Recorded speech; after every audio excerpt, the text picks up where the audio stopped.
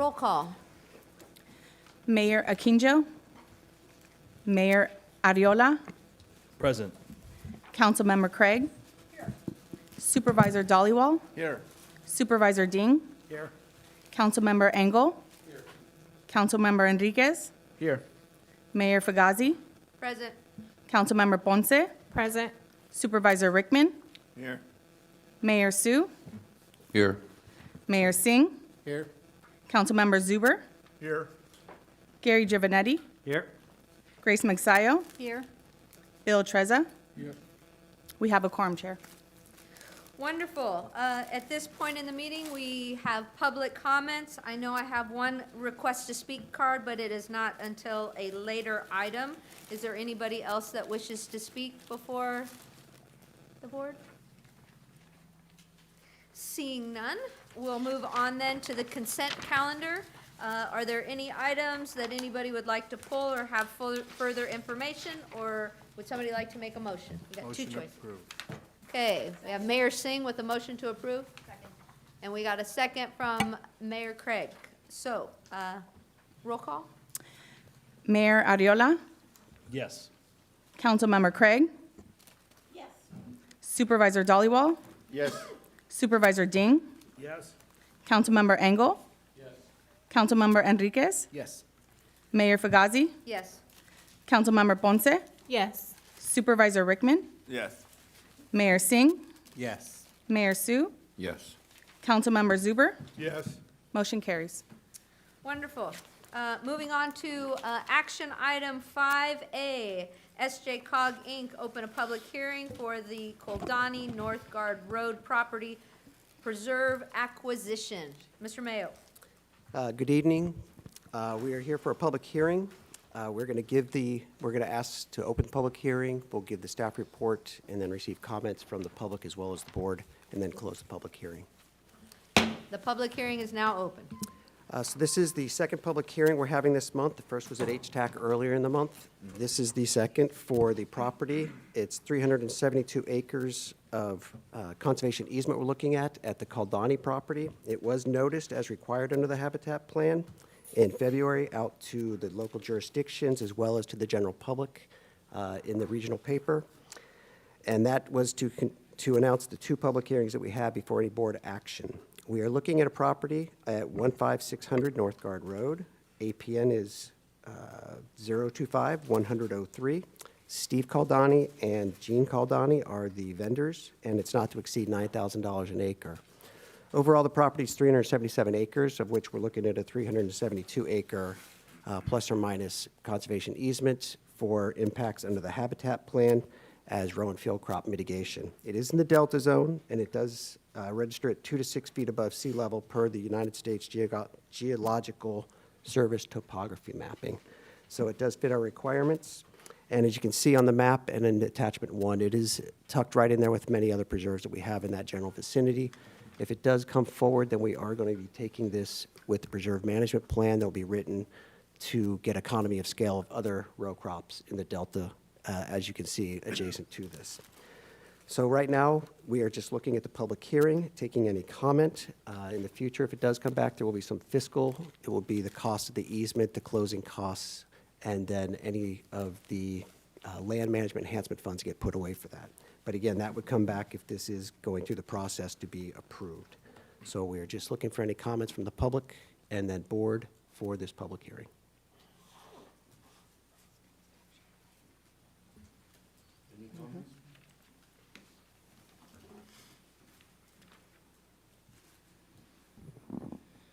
Council,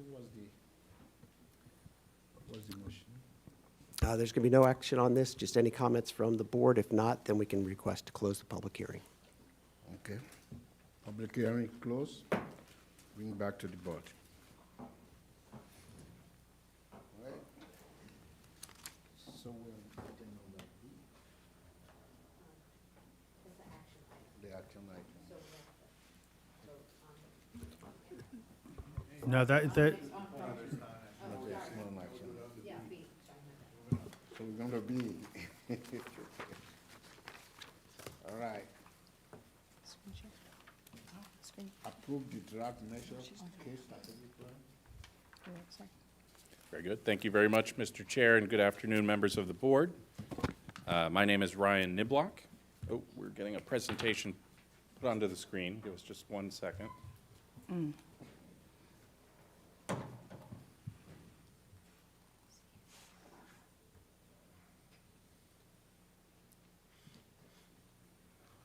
Apologies.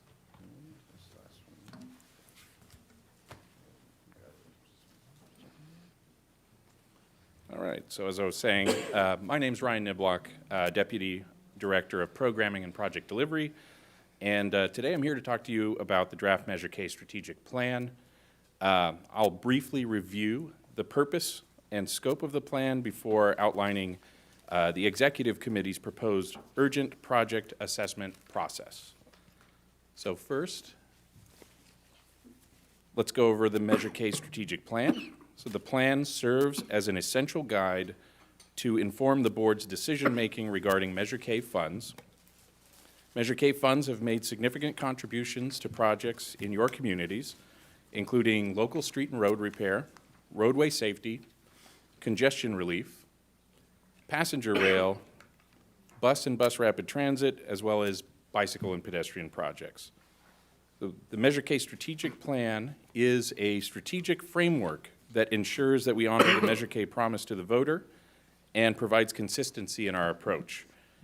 The Measure K Strategic Plan is a planning roadmap that carries the intent of the voters. The board, under a separate process, determines the actual allocations of Measure K funds through individual contracts with each agency. So to recap the Measure K Strategic Plan process so far, so staff released a draft document in January for a 30-day public comment period. We also took feedback from our 4 committees before a discussion at the board. When receiving feedback from the board, board members expressed concern about making new Measure K commitments against funding forecasts that have yet to be realized, and instead considered the possibility of using uncommitted funds already collected. The board tasked the Executive Committee with considering all the feedback and comments received and to develop recommendations on how to proceed. So we went into February and met with the Executive Committee. The Executive Committee members considered the board and committee feedback, as well as comments submitted by partners from Lathrop, Tracy, and RTD. After a robust discussion, the Executive Committee members recommended, 1, to approve the Measure K Strategic Plan as a routine update, continuing our existing commitments while including administrative changes through the collaboration we've had with our partners. And 2, as it relates to the topic of uncommitted funds, to initiate a process to assess urgent needs first, prior to the board considering the assignment of any funds. As it relates to comments received, the Executive Committee affirmed that the best use of staff's time would be to proceed with outreach related to assessing urgent needs, and further that some of the comments received from the City of Tracy, which identified future transit needs, and the City of Lathrop, which identified micro-transit needs, that those sorts of comments would fit perfectly into the needs assessment process that staff would undertake. The recommendation shaped by the Executive Committee was routed again through the committees in March, where it was approved by all 8 cities, the county, and the Regional Rail Commission at our Technical Advisory Committee, Management and Finance Committee, and Citizens Advisory Committee. And that brings us to today. Following 10 meetings and approvals from committees, the Executive Committee recommendation is available to the board.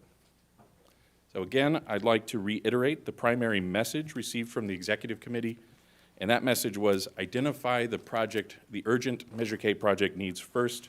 Assignment of additional funds would come later. So a strategic plan that frames future funding to Measure K projects would follow these 4 steps. Step 1 would be from the Executive Committee, we get a recommendation to approve the Measure K strategic plan as a routine update, as noted, continuing our existing commitments while including administrative changes through our collaboration with partners. Step 2, from this plan, Measure K contracts can be prepared for board approval for existing commitments in the plan. Step 3 would be to implement the executive committee's best path for establishing a clear and structured process for assessing critical project needs first. So thanks in part to our prudent stewardship of Measure K funds, we have a balance of uncommitted funds, which allows the board, should it choose to consider proposals for appropriate use of this balance. Given the evolving economic landscape and changing community needs, the executive committee felt it crucial to adopt a cautious and thorough approach. So tonight, we won't be making any immediate funding decisions. Instead, we're presenting the steps we believe will ensure a comprehensive assessment of future project proposals. Once that happens, we get to step 4, which is the board reviewing the information that is collected through this process to determine the appropriate use of Measure K funds. To come back to that step 3, to the urgent needs assessment process, here's a detailed overview of the executive committee's proposed process for use of unspent Measure K funds. Projects would be checked against these criteria and forwarded to the board to make informed final decisions. These guardrails include ensuring that projects are Measure K eligible, that projects have an urgent need within the next 2 years, that our partners can explain the need for a one-time infusion of funding, that projects do not incur ongoing costs beyond what is identified, that projects do not supplant existing funds already committed to a project, that projects demonstrate that there is little or no other funding available, and that there is a way for us to verify that the project is shown in an agency planning document. So for today, staff is recommending approval of the draft Measure K strategic plan as a routine update, and second, to direct staff to proceed with the executive committee's urgent project assessment package. Approval tonight would not commit any Measure K funds. Rather, it sets in motion the next steps, and adoption of this plan ensures the accountability, compliance, and effective stewardship of Measure K resources. SJCOG has made a promise to the voters and continues to deliver on that promise. So thank you very much for your attention, and I'm happy to take any of your questions at this time. Members, any questions? Just, Mr. Chair, I just want to compliment staff for moving this forward in the way that I think the board intended. I think in particular, I'm glad to see we're not necessarily counting on those future forecasting approaches, since that was a little, I'm a little unsure right now about what we really should be looking at in the future. Excuse me? That the Excuse me, member, can you please move the mic closer? Sorry. I think that the urgency issue also addresses some of the other concerns that we had expressed. And I just have to say, and speaking with members of the advisory committee, Citizens Advisory Committee, they were also satisfied. And that means something to me when I've got residents on that committee with having expressed previous concerns too. So just thank you to the executive committee as well for coming up with a thoughtful approach to this. So that's it. Thank you. Any other members? Mr. Chairman, on this item? We do have a public comment, so. Jerry has his one. Oh, you have it on? So we do have a public comment on this item, so take it to the public.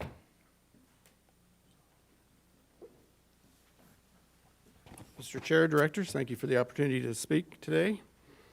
RTD is requesting a very simple request, at least that's how we feel, that you hold the item over for 30 to 60 days, that you convene a 2-day workshop of interested parties to do a deep dive into the information requested by RTD's, requested in RTD's 2 letters that you have before you, and that staff report back to the SJCOG board any observations and recommendations that might come out of the workshop.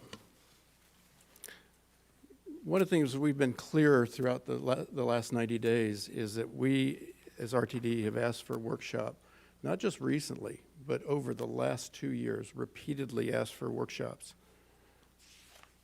We have a very talented finance department staff. They have looked at all of the documents produced so far. We cannot figure out the answers to a lot of questions that we have about the documents that have built up to this strategic plan that you have before you today.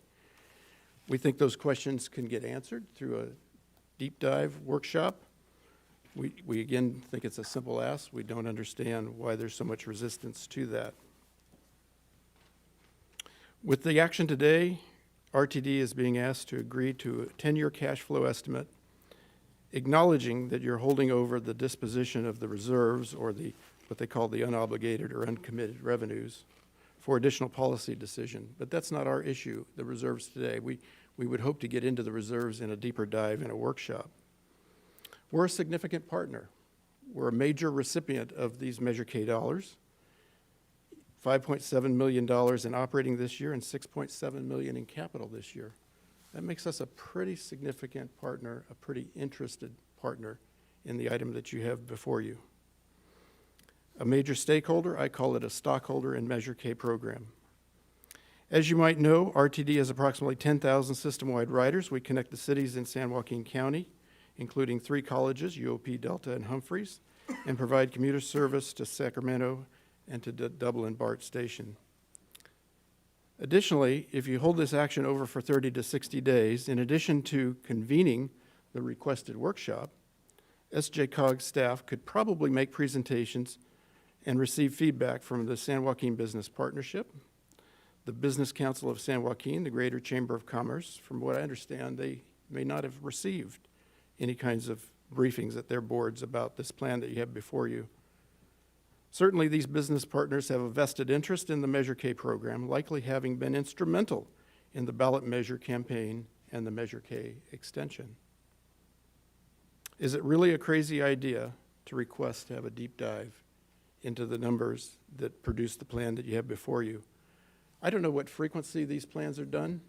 I assume they're done in 5-year cycles. Maybe it's 10 years. I don't know. But the projections take you all the way out to 2034. So that's 10 years out in the future. I think one of your major partners is saying, let's take a pause, let us come back and look at this in a deep dive and bring it back to you. We may have suggestions. We may be completely on board with what you have. But if my finance staff, very able, capable staff, can't figure out a lot of the answers to things based on the documents produced, you should say, what's wrong with that picture? Yes, So I ask your you- time is up. Okay, so I'll wrap it you up. round So I ask that you honor RTD's request. Thank you for your time and consideration. Thank you. Thank you, sir. Madam Vice Mayor, you have a question? Yes, being the new kid on the block, I wasn't present for all of the meetings, but I have been present for the last 3 executive board meetings. And there's been a lot of discussion. There was, I think, great discussion that we had in that last meeting about this item. I just had a question. I know that this money is, there are no decisions being made on where it's going, but my question is, how are those dollars then allocated? Does somebody come forward with the projects that we were looking at that are urgent, that need money? Do we do the full funding? Do we do partial of it? I know this question might be, have been answered before, but I'm trying to understand then, once we move forward, how that money then is allocated. That's what the plan is for. The executive committee directed the staff to come up with a process to collect input from all of us as to what we think are urgent projects. Those would then be discussed by the staff with the executive committee to make sure it meets those criteria that he listed, and then a recommendation will be brought to the board From the executive? from the executive committee Okay. to approve the allocation of the funds. Okay, so we decide the amount then, or staff makes the recommendation, There will- and then we go from there? Ultimately, you decide, but staff's gonna recommend. Okay. There's a limited amount of money available. I think the other thing everybody needs to understand, this is one-time money. That's why the statement in there about not creating ongoing expenses, because there are no ongoing funds. Yep. The other thing I'd like to address is this request for this workshop. In looking at it, all the information that's being asked for here is data. I don't see why we need a workshop for data. If the finance people at RTD have a problem understanding the information that's being presented, they can go to our staff, get the information, ask the question 46 times until they understand it. But the idea that we're gonna have a 2-day workshop that the rest of us are gonna sit through to get that done makes no sense to me. I'm sorry. Thank you, Madam Vice Mayor, Board Member Leo. Anybody else? Yes, Mr. Giovanni. Thank you, Mr. Chair. I have a prepared notes that I'd like to impart. As you might know, RTD has been requesting a Measure K workshop since 2023. A workshop was agreed to by SJCOG in August 2023 and needed to be rescheduled due to schedule conflicts. Next, our San Joaquin COG staff requested the workshop be delayed a little pending new funding numbers from the draft Measure K strategic plan. A few weeks later, RTD was informed the workshop would be delayed. Throughout this process, RTD has continued to request a Measure K workshop, and this evening, I would like to request that SJCOG staff provide a Measure K workshop that includes an invitation to representatives from RTD, the cities, the county, and the attendance would be optional.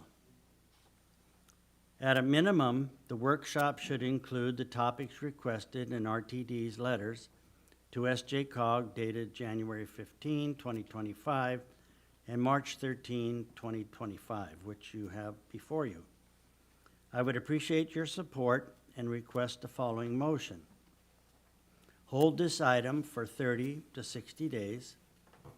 Direct staff to convene a minimum 2-day workshop to facilitate a deep dive into the topics included in RTD's 2 letters.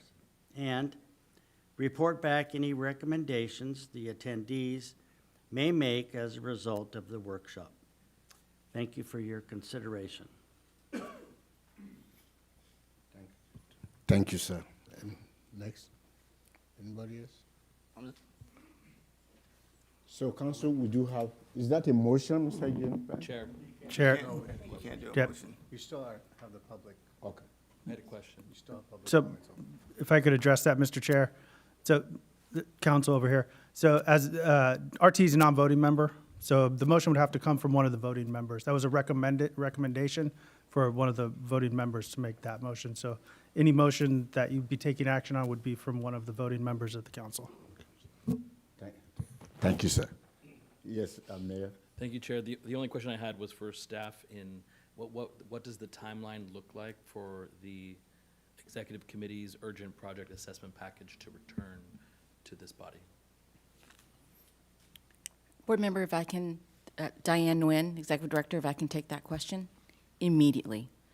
Should the COG Board approve staff's recommendation, which is identifying the Executive Committee's recommendation, I directed staff to immediately start a business tomorrow, contacting all our member agencies about this process and the criteria the Executive Committee set out. The key word here is urgent. And the timeline, I expect staff to report within the next 30 days, by the next board meeting, what projects have been identified. Perfect, thank you. Yes, sir. So, listening to a lot of this, I mean, obviously, there's questions about Measure K funds, end of the day. Diane, maybe you can answer this, and, you know, when it comes to RTD, what percentage are they allocated for Measure K funds, and what have they used? Thank you, Mayor Singh. The San Joaquin Council of Governments is bound by the voter-approved Measure K expenditure plan. And in that expenditure plan, the voters specifically articulated that the San Joaquin Regional Transit District receives a minimum of 50% of the Measure K revenue in the bus transit category. A minimum of 50%. That's what the voters dictated. I can tell you today, RTD has received approximately 90% of the Measure K bus transit revenue. Okay. Is that your question Yeah. answered? Anyone else? Mr. Chairman, I have a motion. I'd like to move that we adopt the proposal, and that we direct staff to contact RTD to set up a meeting between our staff and their staff to get these finance questions answered. But the idea that there has to be a workshop, I think, is superfluous. I'll second. Before you second, Supervisor Rickman, have a question for council. Council, is that the way you want the motion to be worded from Mr. Leo, based on what we have on item number B? Yeah, so the way I heard the motion was approving the staff's recommendation, so the staff's recommending approval of the draft Measure K strategic plan. So that it I would. think we should leave it at that point. Well, you can't add to the motion as long as it is related to the item. And what I heard from Member Zuber was an added direction to staff. So it's entirely up to, you've got a first and you've got a second on that motion. So I'm just explaining to you what I understand the motion to be so that our staff can have that appropriately, in the minutes. So whether or not that additional item is voted or is successful or not is up to the board.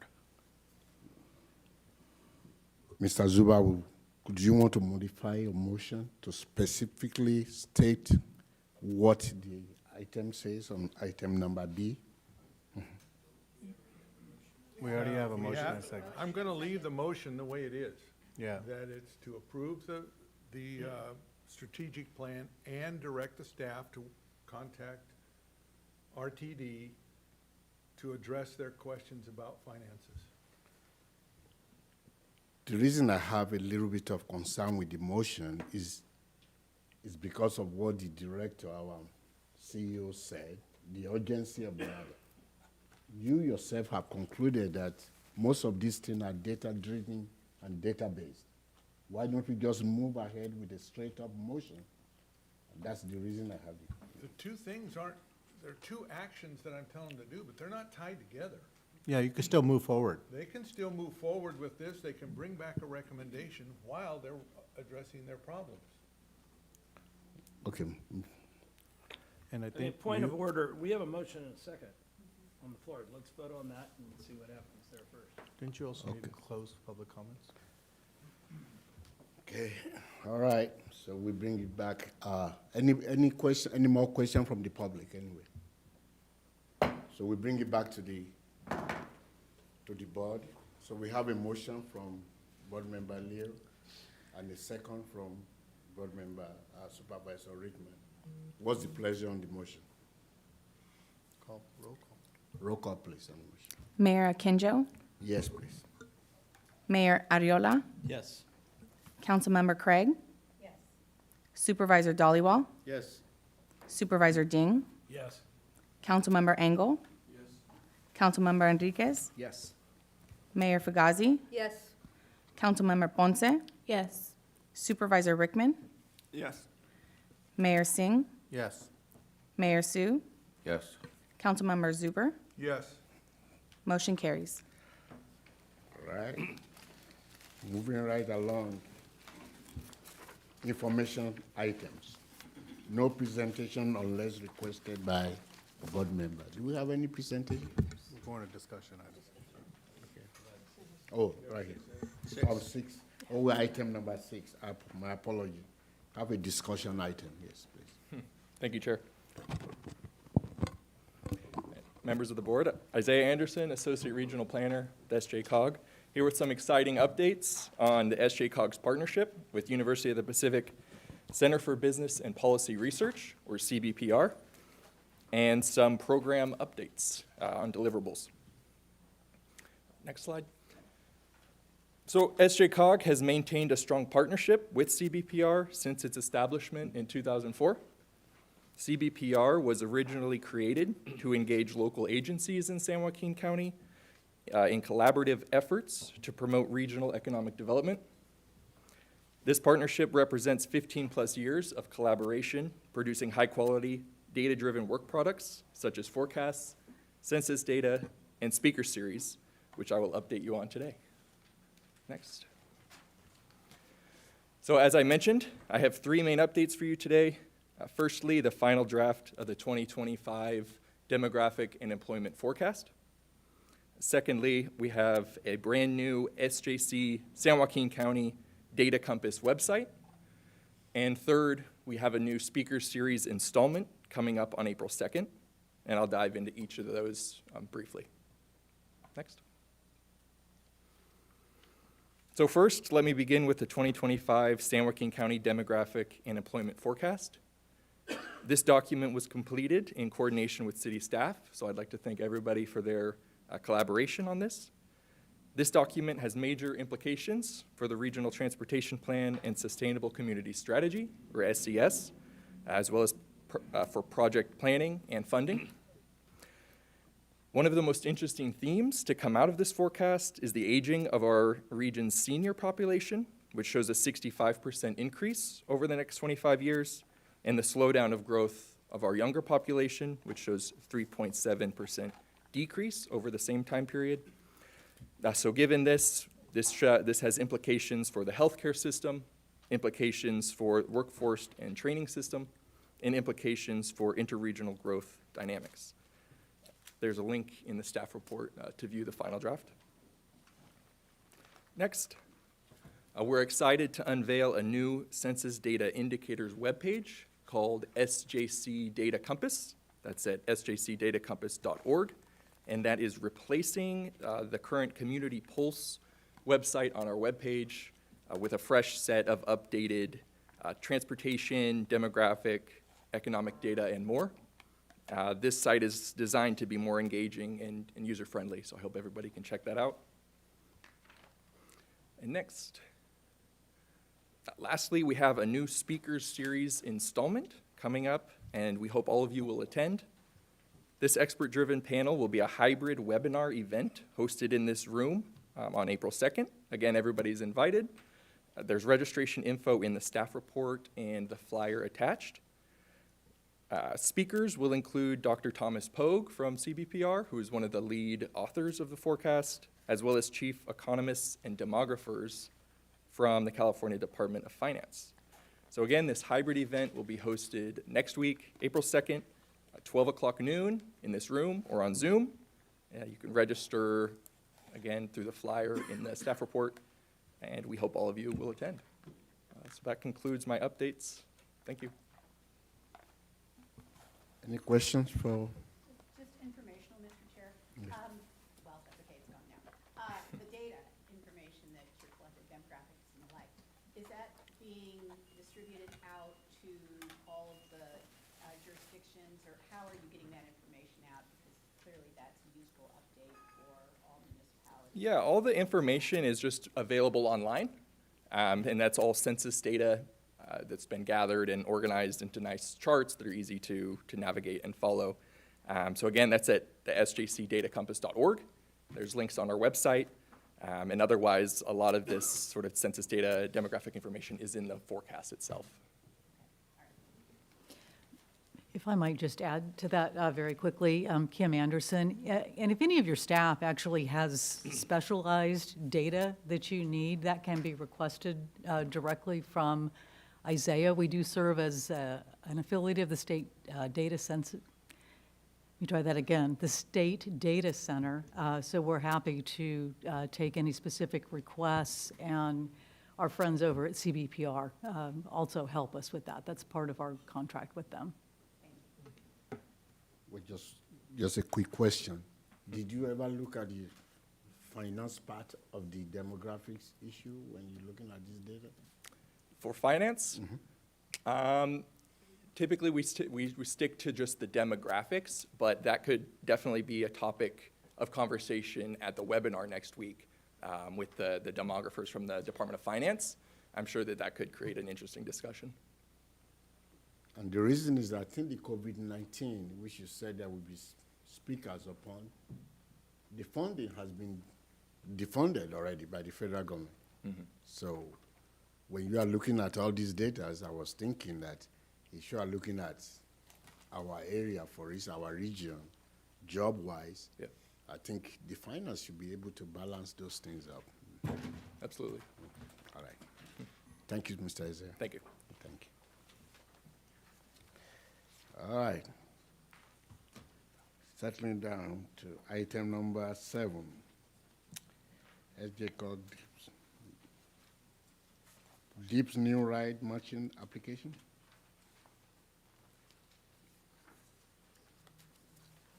Is that information? No presentation unless requested.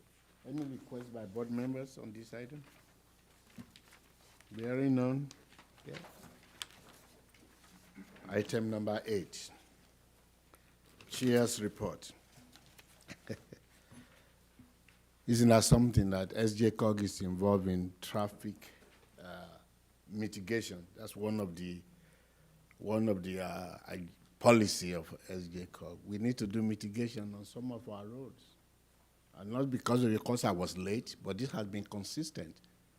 Between 3 o'clock and 4 o'clock, it takes half an hour from Lathrop to get to Stockton. Something needs to be addressed.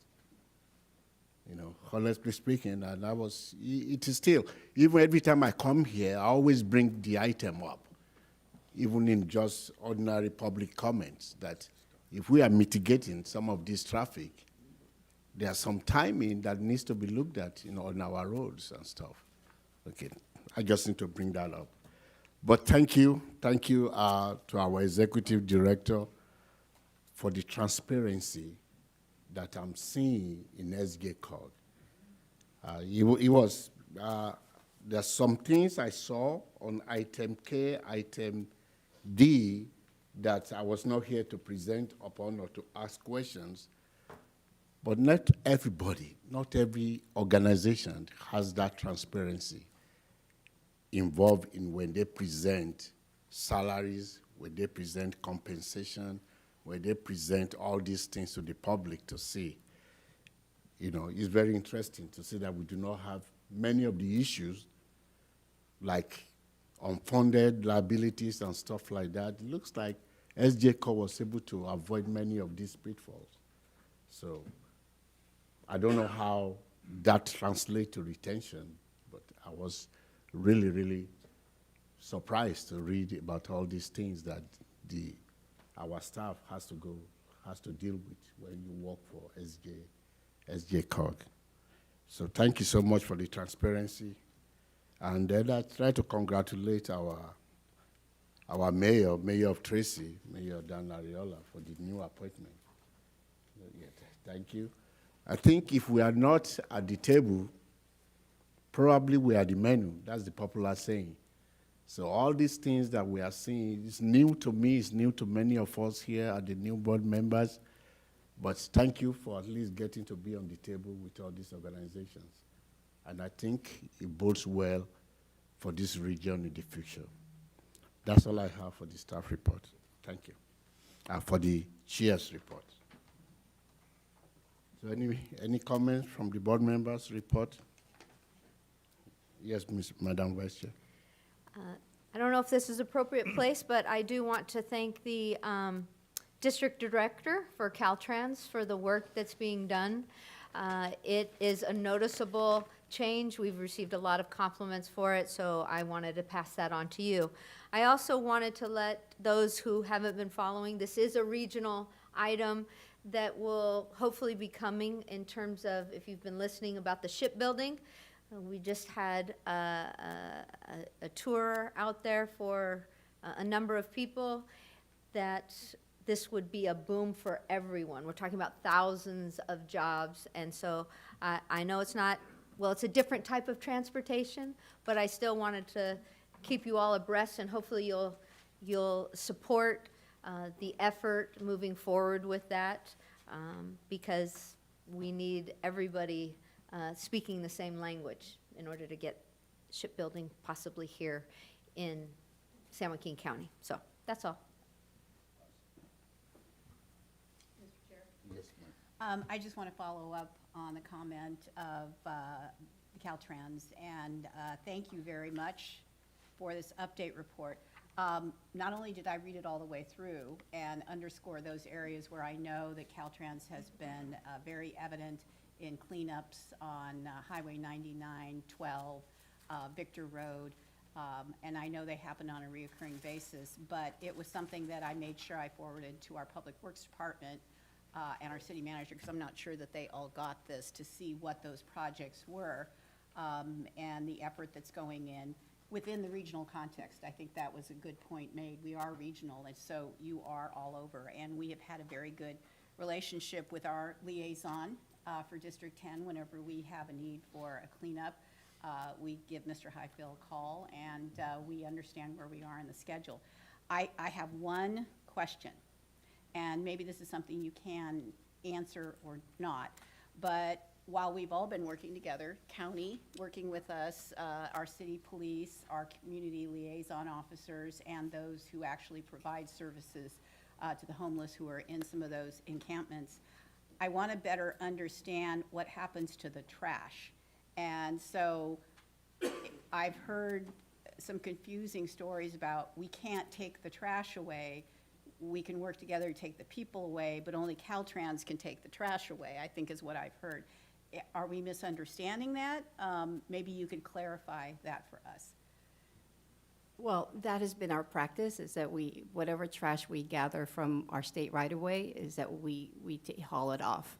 If there is an opportunity for a partnership, we certainly can discuss that. Okay. We have been recently given more of an encouraging push to enter into what we call delegated maintenance agreements with our local partners to gain some more support and resources in addressing the encampment issues within our state right-of-way. So we definitely can discuss that further and see how we can have a mutually or a cooperating relationship when it comes to the trash, how we deal with the trash once we clean up. I appreciate that, because I think that sometimes is left for days, and I get comments from the community about that, and in some instances, it just encourages a re-encampment. So, yeah, I very much appreciate that clarification. Thank you. Mr. Chairman, just a follow-up question, the mayor, for Caltrans, was the decision made primarily because the state was worried about liability? I'm trying to figure out why they wouldn't want the city or county public works just to go clean the darn thing up. Was it a liability concern? Yes, it is a liability concern. Thank you.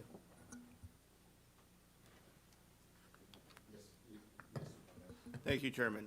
I'll try to make it as quick as possible. Earlier this month, myself and Mayor Singh sit on the San Joaquin Valley Policy Council, and along with Diane, we attended Sacramento with representatives from the other 8 San Joaquin Valley counties. The Policy Council is a strong coalition in the valley on issues that affect all of us in the valley, such as transportation, air quality, economic development efforts. Of course, one of our priorities, our number 1 priority right now, is Highway 99, more specifically 99-120. We met with State Senator Jerry McNerney and other elected officials throughout the state and throughout the valley, I should say. And, during that meeting, I stressed the importance of the 99-120 project and how it will improve northbound State 99 to westbound 120. And we also talked about funding for, the farmer's grant and getting funding for some of the ag burns. I do sit on the air quality board. I know Mayor Fugazi used to sit on there at one time. So these are, COG priorities, and I just want to make sure that you guys know that we're up in Sacramento as part of this, the Valley Policy Council, fighting for it. And I also want to say thank you to Caltrans. I know my office has been in contact. Every time we have contact with you guys, it's always a great turnout. So I want to say thank you very much. I know if you haven't heard of the Caston Road on-ramp to southbound 120, I know there was a few accidents over there. So you guys are always responsive, and I just want to say thank you. I appreciate it. And thank you, Chairman. I'll yield. Anyone else? Board members? Yes, Board Member Enriquez. Yes, thank you, Chair. Just since we're on the conversation with Caltrans, and thank you for, being here and listening to our comments, and, obviously we all have certain intersections, highway exits that we all can think about in our own cities and jurisdictions, and it just goes back to, I'm so appreciative that Caltrans is a good partner of all of our cities, and, to Mayor Fugazi's point, is that we want to be able to continue the conversation, and, versus us having our own individual cities working with our state leaders and our federal leaders, the fact that we have you as a representative of Caltrans is really great, because we can all be able to sit down with you, have a conversation to say, as a board, and not just our cities, but collectively we can say, these are the ongoing issues, and not to say that we're putting all the work on you and Caltrans, but I think this board can really be a leader in the state of California to say that as a council of governments, we are talking about the issues, like every agenda item should be talking about Caltrans and the various issues that are happening. I think that could go a long way with what we're doing here in our county and across the state of California, to say, right, where if the city of Lodi has an intersection or city of Stockton has an intersection, it's not just about cleaning up trash and encampments, but collectively letting people know what is the best practice that we are doing for the state. And I know that it's a bigger conversation, but I think it would be a more helpful approach if we include this in our agenda to say, this is what we're doing in this encampment and this freeway exit and all the things, and to be a bit more comprehensive with our approach, I think would be better versus the emails and the individual meetings with our cities, because there's a lot going on today. I know here in the city of Stockton, I think there was about 3 freeway exits that we were tackling today in partnership with Caltrans in the city of Stockton, which I think is great. At the same time, we also have to find the ways to educate our community about what we're doing together, which I know we're so deeply appreciative. So if there's a way where we can make this more of an ongoing thing in our agenda item to give the people more feedback, education, I think would go a long way. And also, I think other counties in the state of California will pay attention. So thank you.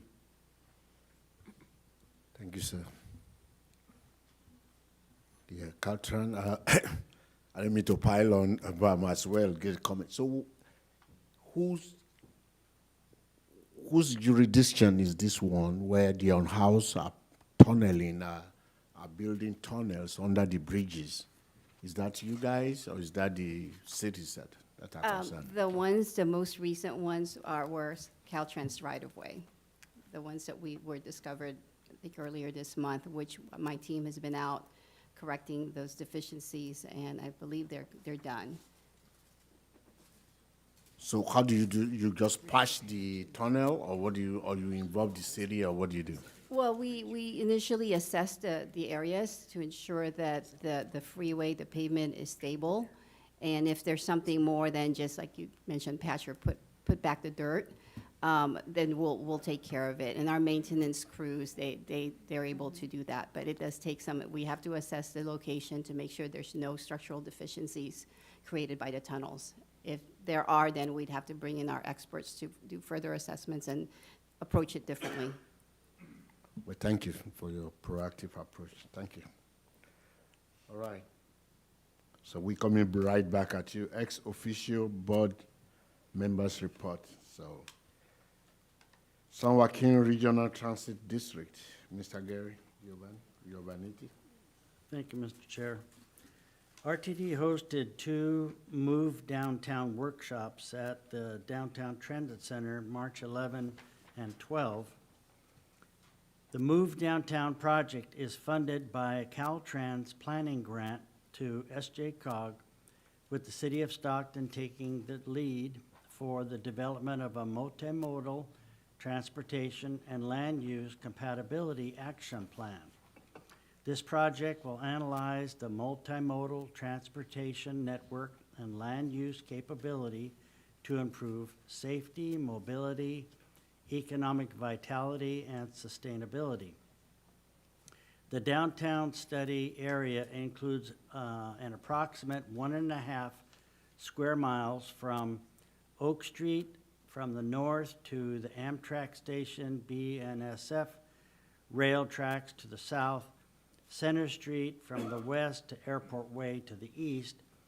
The study includes the RTD Downtown Transit Center, the Cabral Ace Station, and the Amtrak San Joaquin Street Station.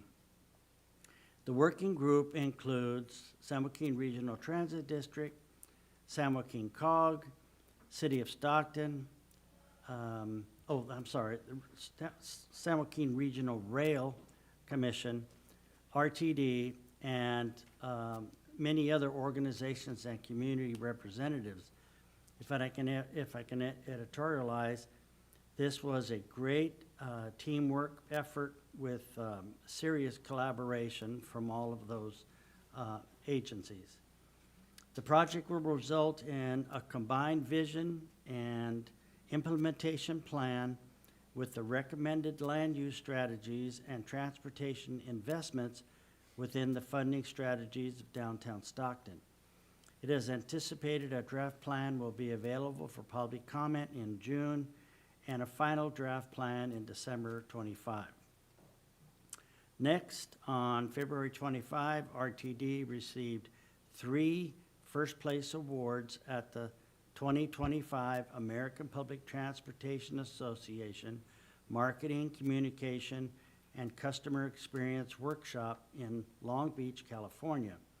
The 3 awards for RTD's outstanding achievement include the following 2 categories: Best Marketing and Communication Educational Initiative category, and this was for the Rosa Parks bus route, and 2 awards for the Best Marketing and Communications on Workforce Development category that include RTD's Employee Appreciation Event and Operator Recruitment Campaign.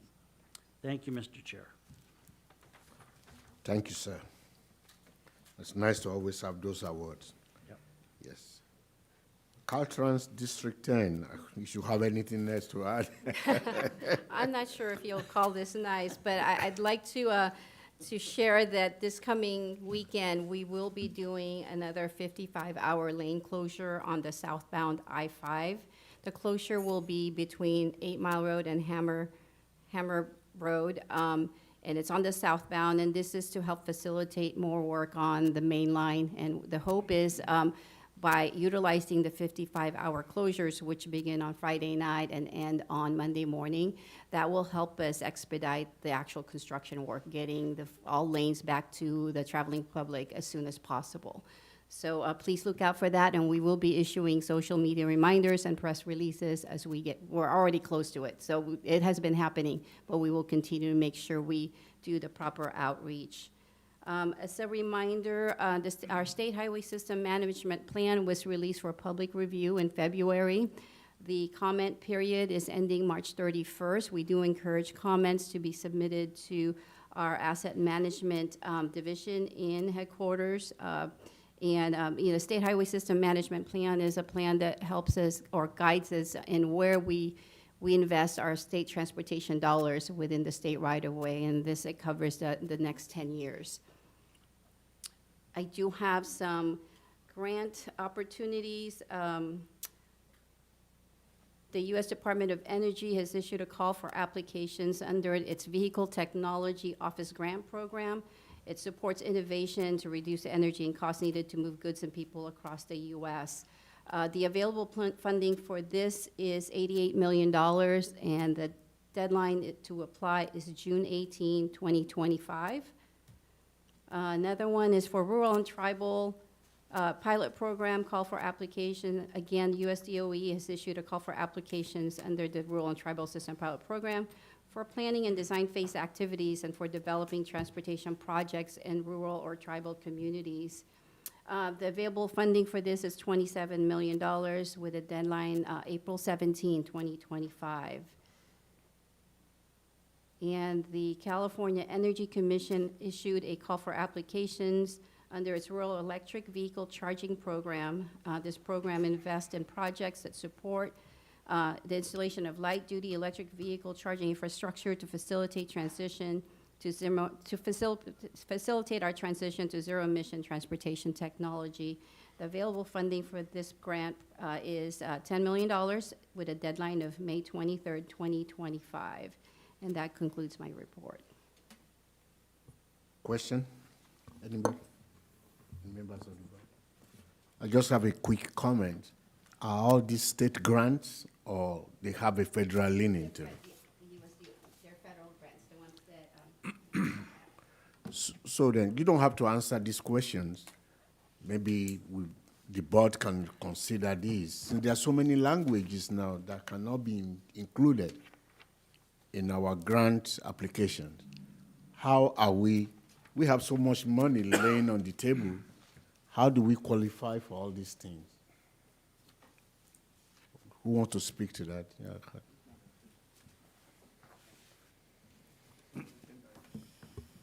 Well, it's not agendized, but it is there for us to start to think about those things. If Caltrans has this money on the table, and we are here, we are still considered rural area to some extent. I think we should be able to be considering how to deal with this kind of issues, how we get the money. The whole idea is to produce for this community, and we have to have a way to request for this money to apply and make sure we at least get something to our people. You know, it's a discussion. Nobody needs to answer it. I think we kind of have an idea what you think, but for us to ignore that particular area could be very costly. So I asked the board whether it is on the agenda or not on the agenda. If you are applying for federal grants, there are conditions to be met. And now is the time to start to think about those things. Thank you. All right, Port of Stockton, Mr. Bill Stresser. Good afternoon, everyone. The mic is on. I brought with me today the Port's fiscal June 24 annual report. It's very thorough. I'll give you a few numbers from it. It is on our website if you're interested in the Port's financials or anything about the product that we handle. It's all in there. The Port has net asset values of about $250 million. What's a little bit confused or deceiving about that is accountants make you value your assets at cost. Most of our assets are fairly well dated, so I'm sure they've seen some rise in asset valuation. Also, we have a lot of depreciation on our books, about $100 million worth. So what I'm trying to say is we're probably worth a lot more in the market than $250 million. We netted about $8 million last year on about $39 million in rentals, which is largely the sheds on Rough and Ready, and another $31 million in maritime revenue. So the Port's doing well. The maritime is very cyclical, but thank goodness for the real estate because very steady income. That's the end of my report. Thank you. Thank you, sir. Any question for Mr. Treasurer? Okay, bearing none. Moving right along, Executive Director's reports.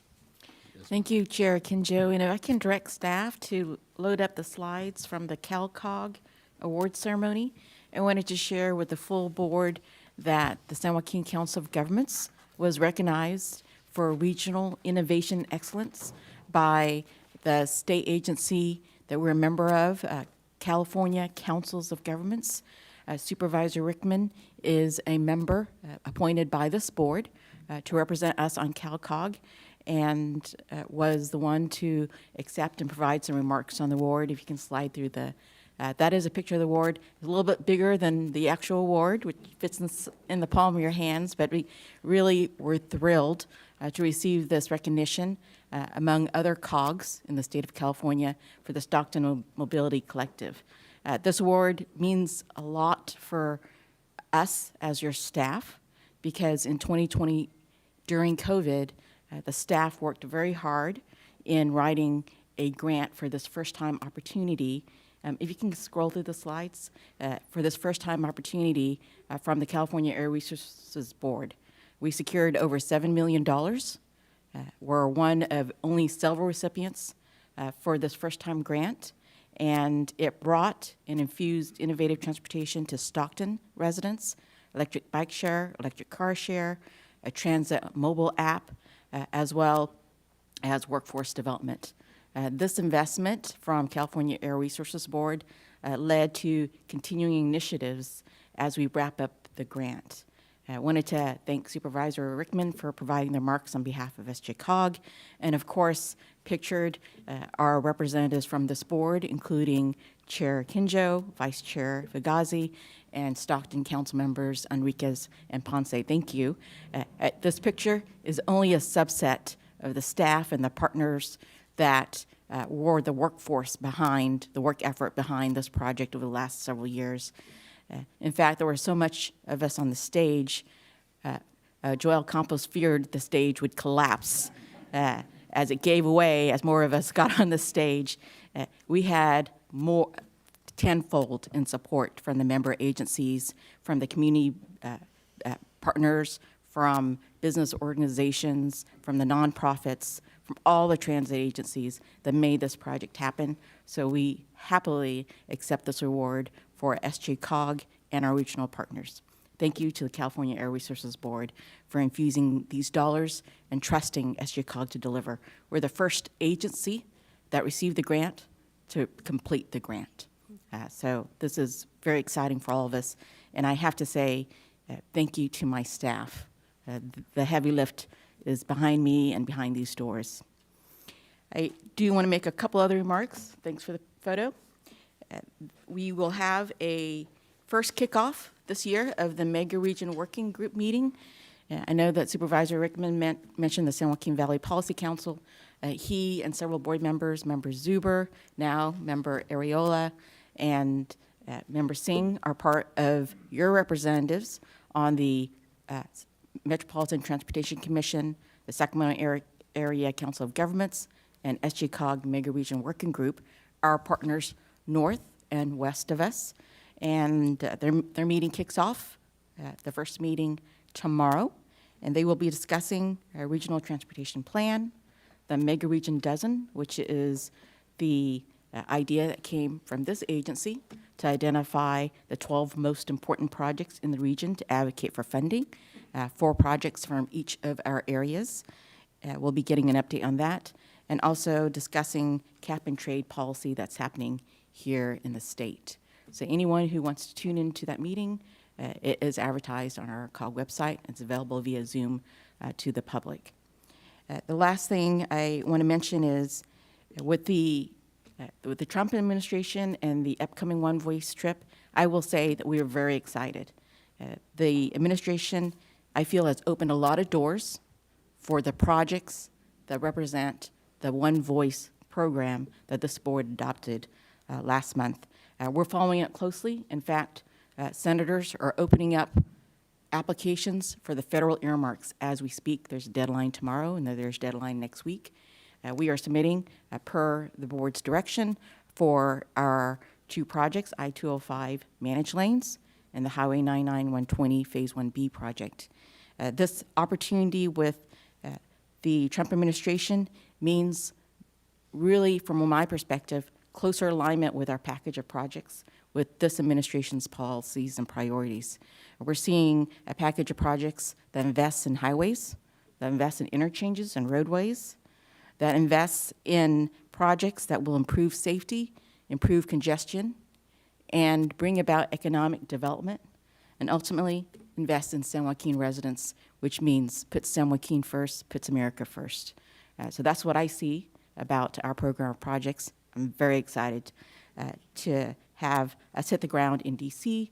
and talk to Trump administration officials when we do that in mid-May. So that concludes my report. Thank you. Thank you, Madam CEO. It is very, it is critical that we do all those things, as you have just said. The only thing that was missing, though I was talking about Supervisor Rickman, that Supervisor Leo Zuba was not there to hear your speech. Yeah, yeah. Chairman, I recorded it for him. Was it recorded? I recorded it for him. You really did that, okay. No. But thank you for that, CEO. So, all right. Any question from the board members or thoughts? Next agenda item, anything? No, hearing none. Mission, I said mission accomplished. And a motion to adjourn. Can I have a request for board members? You're actually all here today. Oh, gosh. Can I get a picture, 30 seconds, please? Oh, no. Everyone is here. You're actually dressed for the moment. Oh, we got everybody.